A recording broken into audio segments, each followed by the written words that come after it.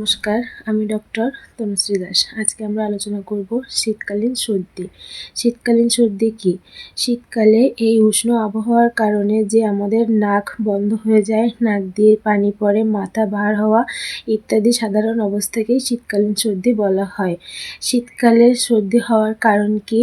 শীতকালে সর্দি হওয়ার কারণ ঠান্ডা লাগানো, ঠান্ডা বাতাসে থাকা, ঠান্ডা জলে স্নান করা, ঠান্ডা পানি খাওয়া, আইসক্রিম খাওয়া, শীতকালে রোগ প্রতিরোধ ক্ষমতা কমে যাওয়া, আমাদের শীতকালীন অ্যালার্জি ইত্যাদি কারণে আমাদের শীতকালীন সর্দিটি দেখা দিতে পারে।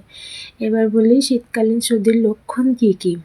লক্ষণ: মাথা ভার হওয়া, মাথা ব্যথা করা, আমাদের নাক দিয়ে পানি পড়া, নাক বন্ধ হয়ে যাওয়া, চোখ চুলকানো, চোখ জ্বালা করা, চোখ দিয়ে পানি পড়া ইত্যাদি।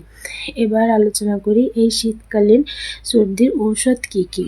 শীতকালীন সর্দির কয়েকটা প্রধান ঔষধ যেমন এলিয়ামসিফা, নাক্স ভূমিকা, ডালকামরা, আর্সেনিকাম অ্যালবাম। তো আজকে এই পর্যন্ত। আশা করি আমার ভিডিওটি আপনাদের ভালো লেগেছে।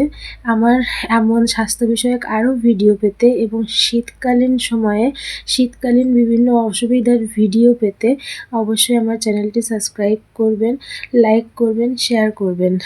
আর কেউ যদি ফেসবুক থেকে আমার ভিডিওগুলো দেখে থাকেন অবশ্যই আমার আইডিটা ফলো করে পাশে থাকবেন। ধন্যবাদ।